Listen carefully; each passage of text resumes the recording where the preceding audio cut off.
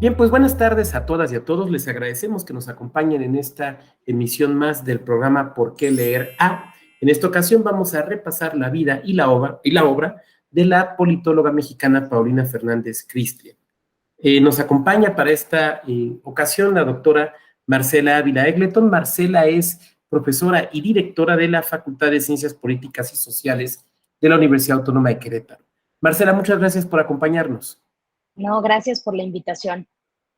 Pues la intención es platicar, decíamos, acerca de la vida y la obra de Paulina Fernández Cristlia, una politóloga mexicana nacida ya por 1954 en la Ciudad de México, que murió hace relativamente poco tiempo, en 2020, formada en la Facultad de Ciencias Políticas y Sociales de la UNAM, en la que fue durante muchos años una distinguida profesora, bueno, obviamente con grado de doctora, varios doctorados, estudios de posgrado incluso en la Sorbona.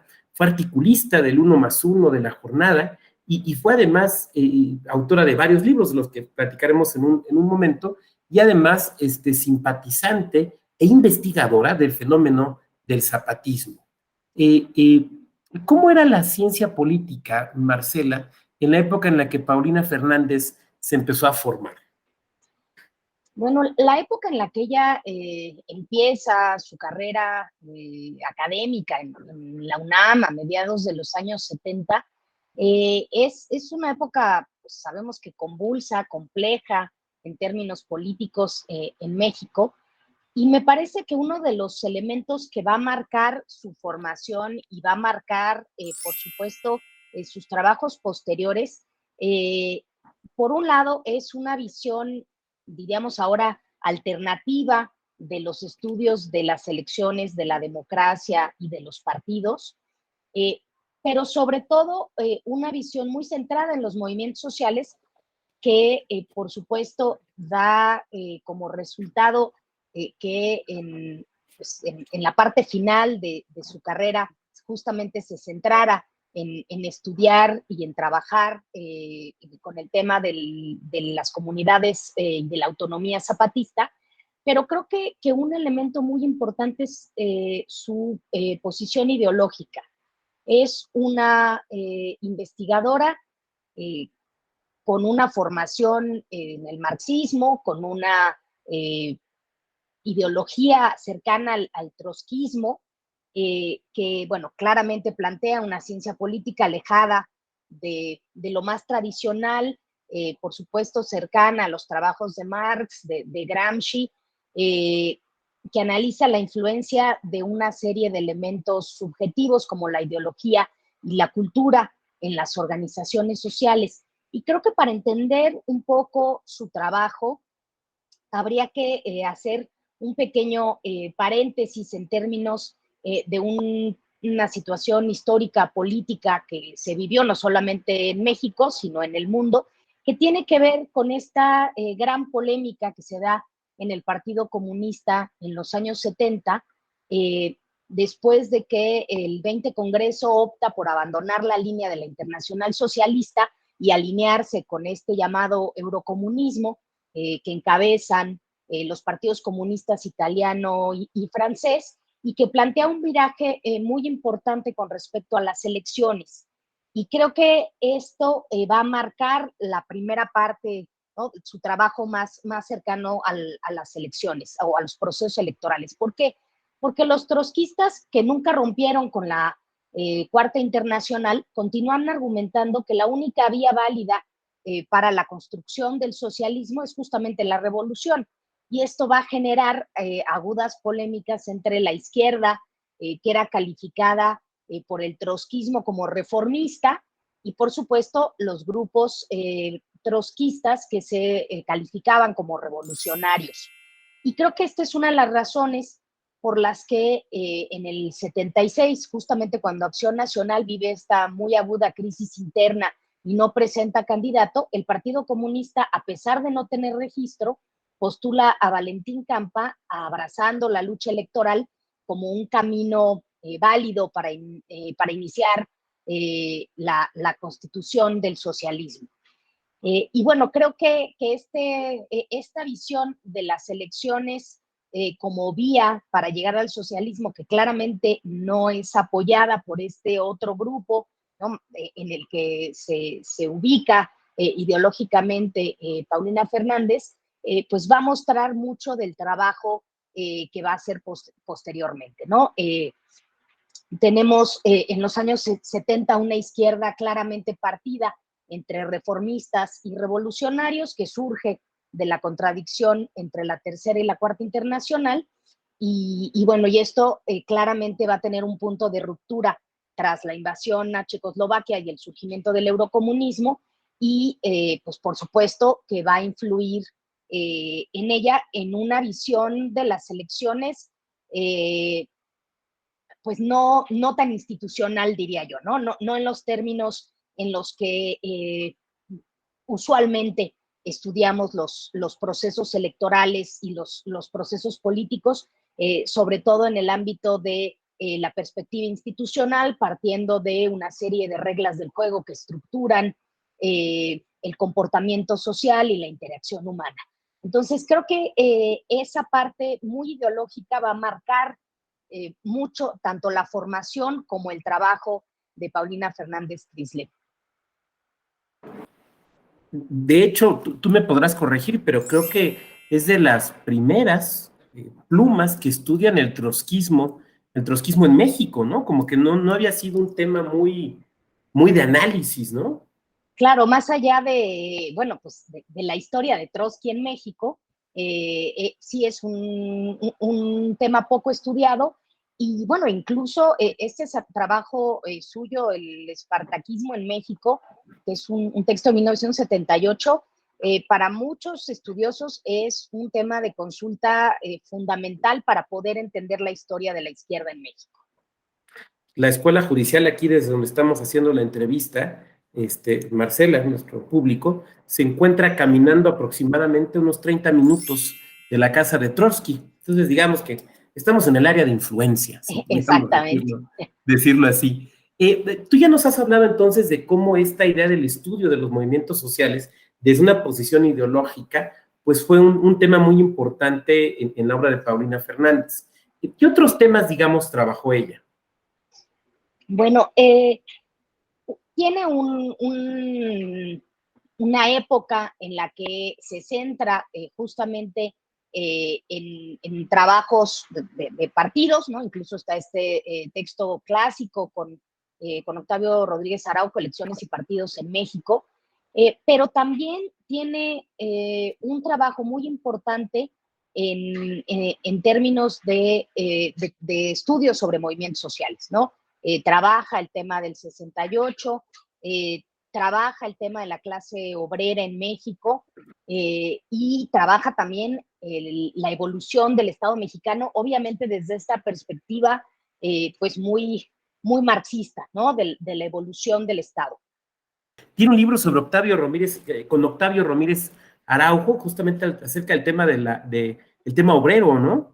Sí, bueno, fueron coautores en muchas ocasiones, y sí, pues bueno, ¿no? Es una línea muy radical, incluso al interior de la propia Facultad de Ciencias Políticas de la UNAM. Y en ese sentido, digamos, ¿qué nos deja como maestra, como profesora, digamos, en su labor docente? Yo creo que una visión que, si bien me parece que fue puliendo mucho más hacia el final, una vez que se vincula con el ejército zapatista y con todo este tema de la autonomía zapatista, me parece que uno de los puntos más importantes en términos de su aportación como docente tiene que ver un poco de la mano de lo que mencionaba al principio de su formación, de un acercamiento a la ciencia política eh, desde una perspectiva más de la izquierda, desde una perspectiva más subjetiva, ¿no? En la que los significados están o suelen estar asociados con la acción y la organización de lo colectivo, con la manera en la que se organizan las diferentes sociedades, en la que se percibe la cultura, o diferentes temas culturales, incluso la religión en los imaginarios, en los procesos políticos, los hechos históricos, con, pues como decía, con una visión lejana a lo que en México se trabajaba en los años 80 y 90, o digamos el mainstream de la ciencia política en los 80 y en los 90, y nos plantea algunos referentes adicionales para analizar la noción democrática que históricamente, o por lo menos desde finales de los años 80, pues los politólogos centramos en lo electoral y en el papel de los partidos, y que ella se va pues a esta parte más ideológica,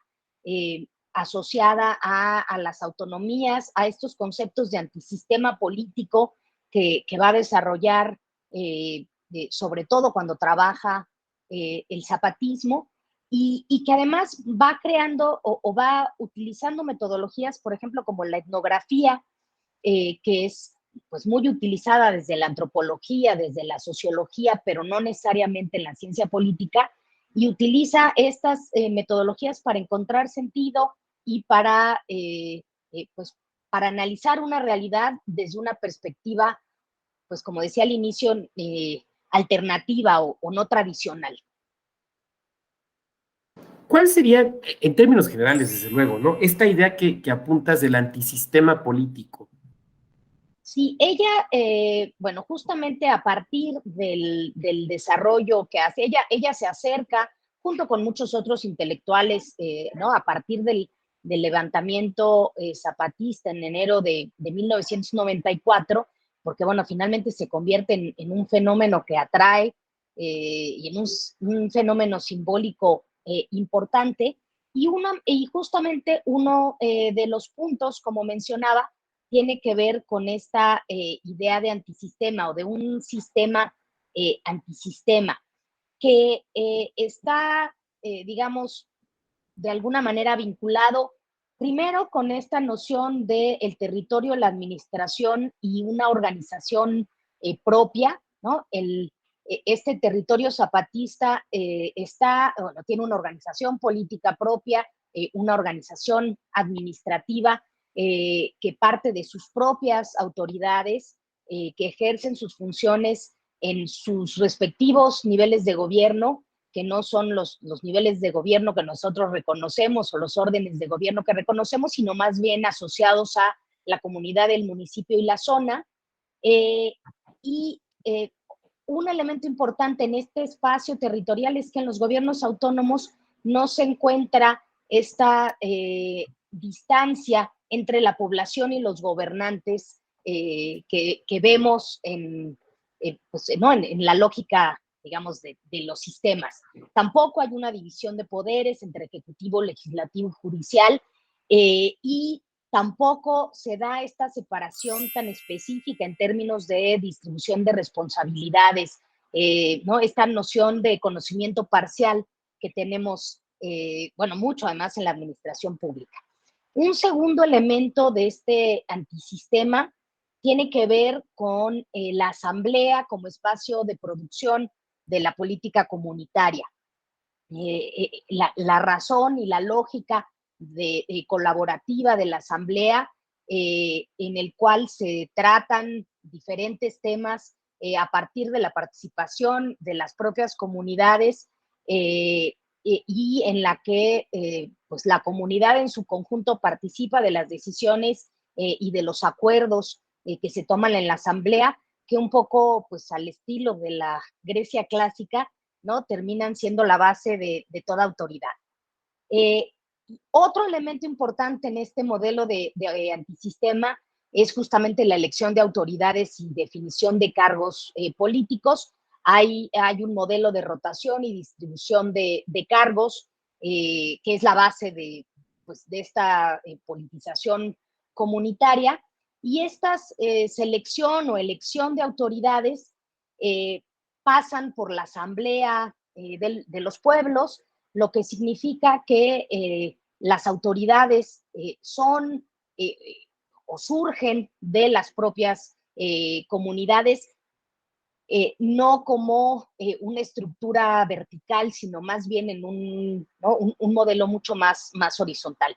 Y finalmente, la noción de un antisistema político que explica las experiencias que se basan a partir de una serie bueno, primero de una ética y después de una serie de valores políticos enmarcados en torno a la noción del bien común, que pues es el punto de partida y de llegada del desarrollo comunitario.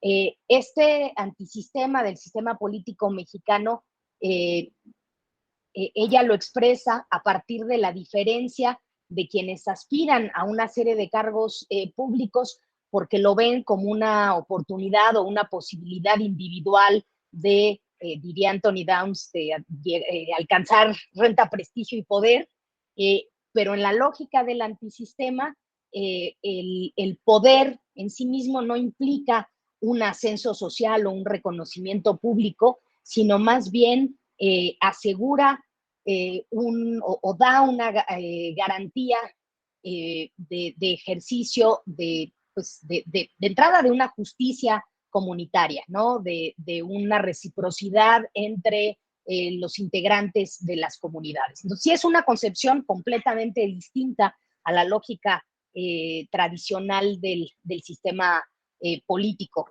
Y bueno, esta lógica de antisistema, por supuesto, está muy vinculada a las categorías de autonomía, ¿no? Que finalmente ella desarrolla estas categorías analíticas que le permiten analizar, por un lado, por supuesto, las propias comunidades zapatistas, pero también permite un análisis de diferentes movimientos sociales y de luchas sociales diversas pues, que con el paso del tiempo también se convirtieron en una de las reivindicaciones de las izquierdas, tanto en México como en muchos otros países de América Latina.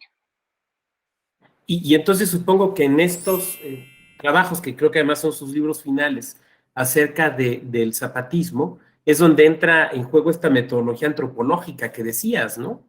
Así es curioso porque pareciera, por supuesto, si leemos el trabajo de atrás, de adelante hacia atrás, ¿no?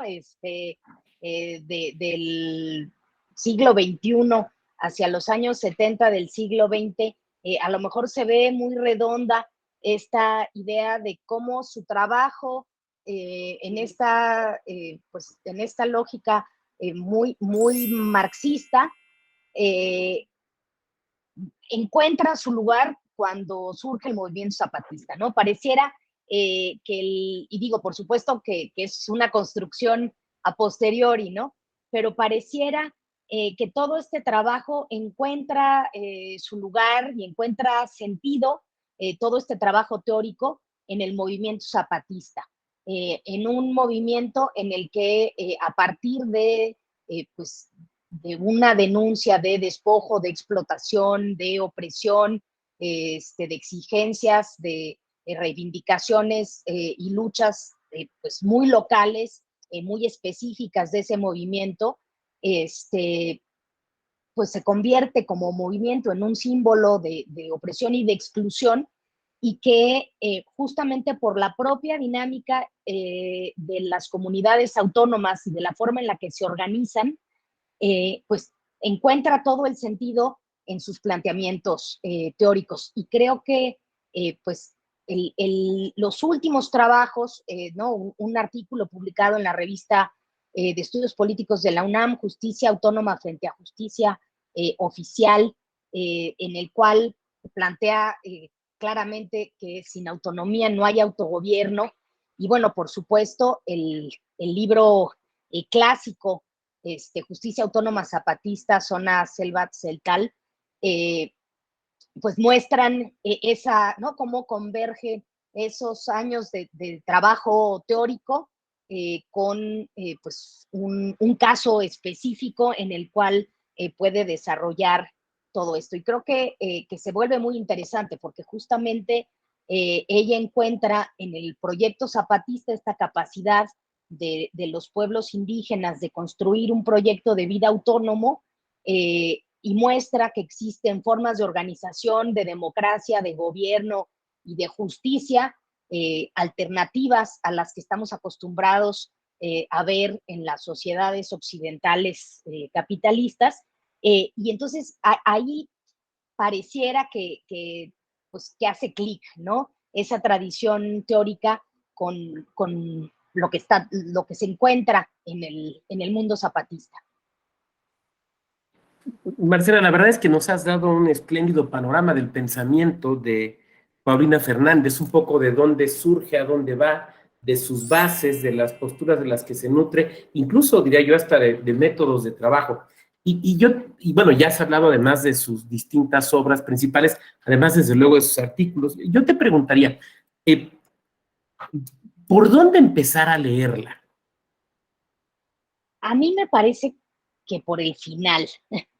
Digo que por el final porque verdaderamente creo que, bueno, a ver, también hay que decirlo, quienes nos formamos en la ciencia política ya más bien hacia los años 90, que claramente no tenemos pues toda esta tradición del estudio, ¿no? Y esta línea, pues, ¿no? Con una formación tanto teórica como metodológica muy dura en términos marxistas, creo que resulta mucho más, no diría sencillo, más bien diría más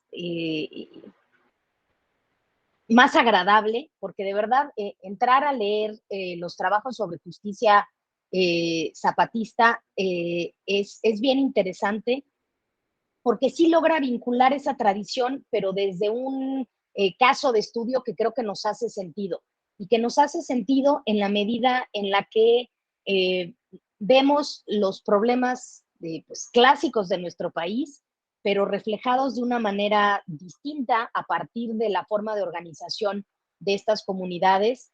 Y creo que justamente la forma en la que nosotros nos acercamos, como mencionaba, a la democracia, a la organización política, a la impartición de justicia, encuentra elementos bien interesantes. Por ejemplo, por ahí plantea varias veces el gran conflicto entre las comunidades zapatistas y los programas sociales del gobierno.